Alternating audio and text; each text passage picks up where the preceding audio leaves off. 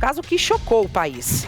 O secretário adjunto de segurança de Osasco tinha mais de 25 anos de carreira, foi assassinado por um colega de trabalho, um guarda civil, dentro do prédio da prefeitura. Tudo isso durante uma reunião que trazia ali informações sobre mudanças na escala de trabalho. O corpo do secretário será enterrado daqui a pouco. A polícia agora quer saber qual foi o real motivo, o que gerou essa atitude do assassino. Atitude que muitas vezes a gente sabe que não tem justificativa. Tirar a vida de alguém não é algo que tem que ser justificado. A Danúbia Braga chega agora ao vivo com a gente no Primeiro Impacto e está com o delegado do caso, né, Danúbia? Bom dia, bem-vinda aqui ao Primeiro Impacto. Bom falar com você nesse ano de 2025. Agora, uma pergunta que está todo mundo se fazendo, Danúbia, e claro, querendo essa confirmação. Ontem nós tivemos, inclusive, porta-voz da polícia e algumas autoridades conversando com a nossa equipe, inclusive, mas eu quero que você traga essa informação junto com o delegado do verdadeiro motivo. O que já se sabe desse momento de discussão até os disparos que foram efetuados, pelo menos 10, né? Bem-vinda, bom dia. Oi, Dani, bom dia para você, bom dia a todos.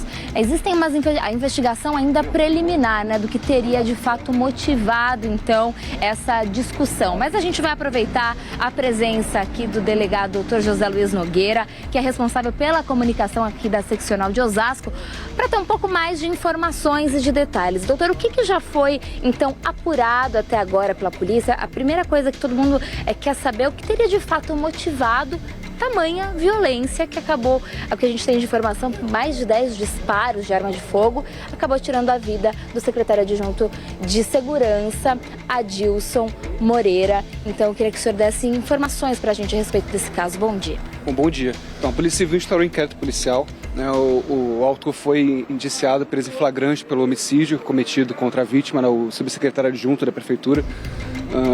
Houve essa notícia de que ele estaria fazendo a vítima refém. Estamos apurando ainda se houve de fato essa situação ou se ele já estava em óbito no local. Mas houveram pelo menos 8 disparos contra a vítima. Há informações preliminares de que a vítima não estava armada, não portava arma de fogo no momento dos fatos, né? O GAT da Polícia Militar foi acionado e com a negociação ele se entregou, ele não ofereceu resistência aos policiais, se entregou e foi preso em flagrante, né? Foi indiciado pelo homicídio, como eu disse, né? E a investigação prossegue para colher elementos, testemunhas, maiores informações, para saber qual foi a real motivação, se houve de fato uma discussão, qual foi o teor dessa discussão, por que ele teria feito isso, né? Tudo isso vai ser colhido no momento oportuno. A investigação prossegue nesse sentido. A Dani tem uma pergunta. Dani, fica à vontade, eu repasso para o doutor. Sim, Danúbia, eu quero perguntar para o doutor José Luiz, que está falando ao vivo com a gente. Esse é o delegado do caso, tá? Para você que está nos acompanhando agora ao vivo no Primeiro Impacto, 11 horas e 10 minutos. Eu queria perguntar para ele o seguinte, Danúbia. A gente sabe que foi, apesar que ele falou, o GAT veio, foi uma negociação, não foi uma negociação rápida. Foram pelo menos 2 horas até que este homem que efetuou os disparos se entregasse, de fato fosse colocado ali na viatura, como a gente coloca agora nas imagens. Mas o que eu queria que o doutor José respondesse para a gente é o seguinte: além dessa mudança na escala de trabalho, este GCM que acabou efetuando os disparos, esse guarda que efetuou os disparos, ele também tinha recebido a informação de que ele não faria mais a segurança da primeira-dama de Osasco. Confirma para a gente com ele essa informação que chegou aqui? Doutora, a Dani está perguntando porque a gente tem a informação de que ele teria sido avisado, o GCM, de que ele não faria mais parte da segurança da primeira-dama e que seria, então, essa a motivação. O senhor já tem essa informação? A gente pode confirmar isso? Então, existe essa informação preliminar, tá? Mas a gente não tem certeza. Então, a gente não pode afirmar com um grau exauriente se houve, de fato, essa discussão por esse motivo. Tudo indica que sim, porém a gente não pode afirmar com certeza, né? Vão ser colhidas outros elementos, outras testemunhas serão ouvidas para confirmar esse fato, porém a gente não pode ter certeza ainda. Doutor, ele já passou por audiência de custódia? Quais são os próximos passos? Sim, após a prisão dele ontem, ele passou agora por uma audiência de custódia, onde o Poder Judiciário, o Ministério Público, a Defesa vão respeitar os direitos e tal. Ele vai ser analisado se ele vai responder esse processo preso preventivamente ou em liberdade. Está à disposição do Poder Judiciário nesse sentido. Quando o senhor disse que a vítima, né, não portava arma de fogo, tudo isso é ainda mais agravante nesse caso, né? Tudo isso é levado em consideração ainda mais para o juiz. Sim, com certeza. O fato dele não estar armado, né, dificulta, impossibilita a defesa, qualquer tipo de defesa, né? Isso com certeza é um elemento maior, de maior gravidade nesse caso. A gente, em poucos minutos, deve ter mais informações a respeito desse caso? Sim. Assim que o Poder Judiciário, né, decidir, nós saberemos se ele vai responder esse processo de liberdade ou preso. Certo. Muito obrigada pelas suas informações. Dani, a gente segue por aqui. O doutor ainda chegou agora há pouco, né, para bater esse papo com a gente. Gentilmente aqui veio falar ao vivo. Ele falou, olha, eu ainda preciso de um pouquinho mais de tempo para me inteirar melhor. Sim, eu queria que você aproveitasse a presença do doutor. A gente sabe que é difícil ali o trabalho dele nesse momento. São muitas informações desencontradas e preliminares, como ele mesmo disse. Mas esse suspeito foi levado primeiramente para a delegacia e ele foi ouvido, provavelmente.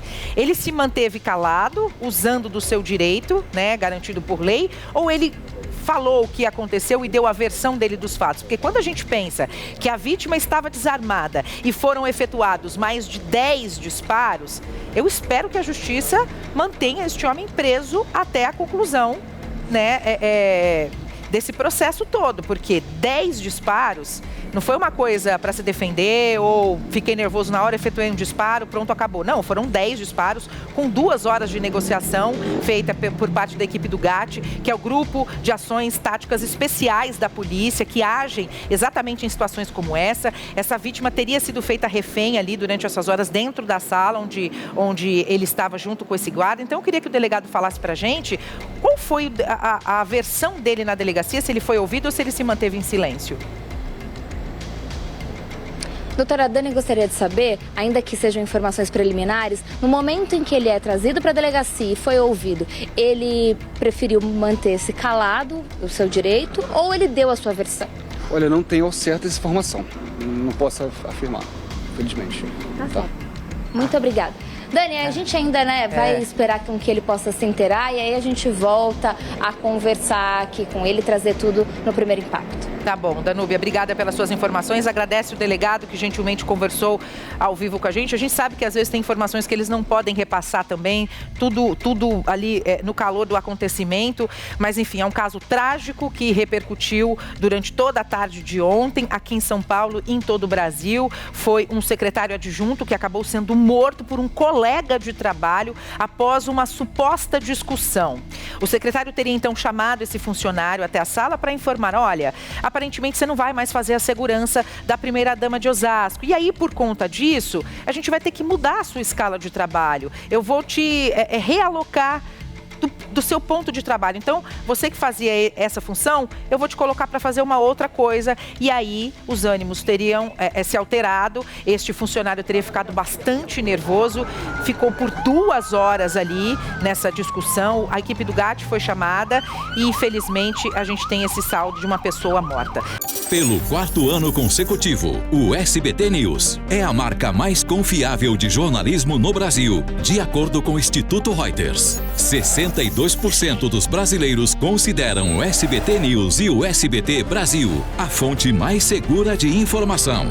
Além das reportagens da TV, com o SBT News você tem acesso a conteúdos exclusivos quando e onde quiser.